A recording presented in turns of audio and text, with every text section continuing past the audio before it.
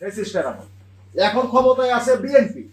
এখন জামাতের একজন এমপি খামাখা, আমি একজন প্রিন্সিপাল, আমি ওনাকে বললাম যে আমি একজন গভর্নমেন্ট অফিসার, আমি একজন প্রফেসর, আমি একজন প্রিন্সিপাল, আপনি কি আমার সাথে এইভাবে কথা বলতে পারেন? আমি এমপি, আপনাকে আমি দেখে নিব, এই করবো ওই করবো। তা এখন আমি বললাম যে এমপি সাহেবের কাজটা কি স্যার? একজন এমপির কাজটা কি? একজন এমপির কাজ কি একজন প্রিন্সিপালের সাথে এইভাবে কথা বলা, ব্যবহার করা? আপনি এসব কি করতেছেন? আমি কাউকে বলতে আমি চাই নাই, কাউকে না, কিন্তু আমাকে উনি বাধ্য করছেন। স্যার ওকে স্যার, ধন্যবাদ স্যার আপনাকে। স্যার এখানে একটা বিষয় খালি বলি, স্যার আপনি কালকে থানায় গেছিলেন মামলা নিতে, ওসি কি বলছে? না না, ওসি মামলা না না এটা না, ওসি মামলা নিবে না।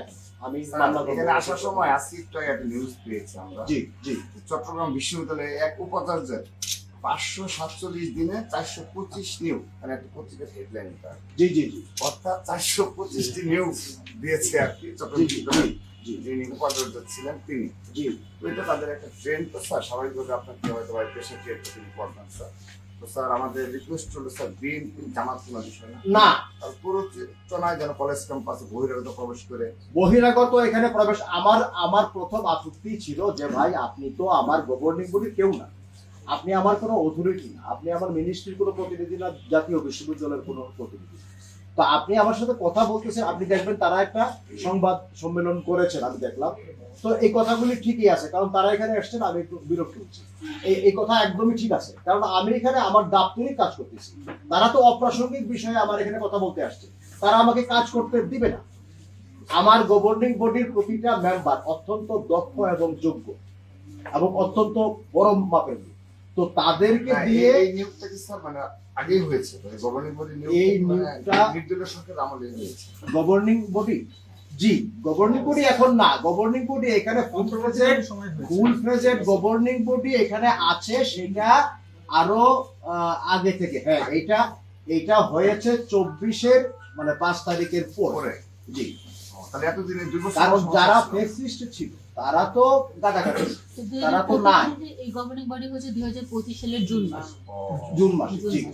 তো এইটাই এখনো মানে চলমান আছে, এবং এখানে অত্যন্ত সুষ্ঠু হবে, কোন রকমের কোন মানে দুর্নীতি বা কোন রকমের কোন মিসঅ্যাপ্রোপ্রিয়েশন এগুলো ছাড়া এখানে সুন্দর মতো একটা প্রতিষ্ঠান রান করতেছে সরকার, আমাকে এখানে নিয়ে দিয়েছে। স্যার আমাদের এটা হলো স্যার আমাদের ছাত্র দল দ্বারা কখনো আমরা সবাই একটি কথা বলি, সামান্যতম অনাকাঙ্ক্ষিত কোনো হয় স্যার, আপনি প্রশাসনিক ব্যবস্থা নেবেনই, তাই আমাদের তো অবশ্যই করবো, আমরা সাথে সাথে অবশ্যই করবো। এই যে এরা যে আছে, আপনি দেখেন এরা, আমি মানে আমার ভয়ে, এই যে এরা আছে যে আমার ভয়ে আমার সাথে দুর্ব্যবহার করবে, দূরে কথা, হ্যাঁ, আমার দ্বারে কাছে আসে। আমি গতকাল এদেরকে, আপনি ভিডিও এটা দেখলে মানে ফুটেজটা, আমি দাঁড়িয়ে আমার ছেলেদের আমি চিৎকার করে এইভাবে হাত উঁচিয়ে আমি এদেরকে এক সাইডে নিয়ে গেছি।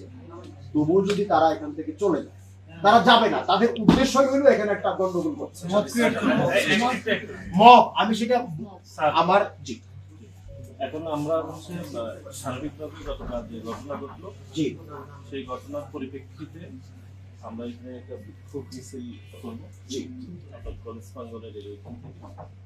আর আমরা মনে করি গতকাল যে অনাকাঙ্ক্ষিত ঘটনা ঘটেছে, এটি শুধু নিন্দার দাবি জানায় না, একই সাথে ভবিষ্যতে অন্য কোনো রাজনীতিক দল, শুধু জামাত না, এমনকি বিএনপিও কেউ যদি অযাচিতভাবে এরকম হিসাব চায়, অযাচিতভাবে ম্যানেজমেন্টের বিষয়ে হস্তক্ষেপ করে, আপনারা আইনের ব্যবস্থা গ্রহণ করবেন। যদি আমাদের দলেও কেউ নিশ্চয় সাধারণ শিক্ষার্থীদের সংগঠন হিসাবে আমরা আপনাদের পাশে রয়েছি।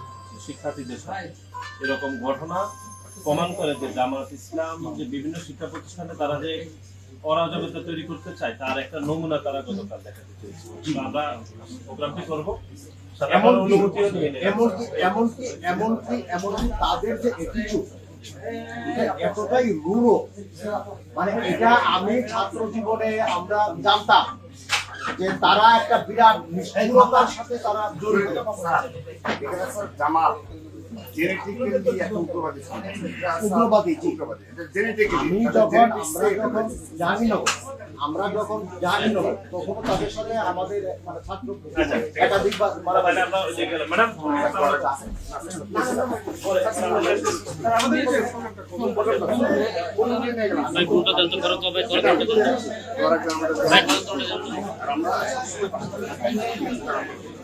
সবাই বেরো এই আমি কিন্তু মাঝে মাঝে ফোন নাম্বারটা লাগবে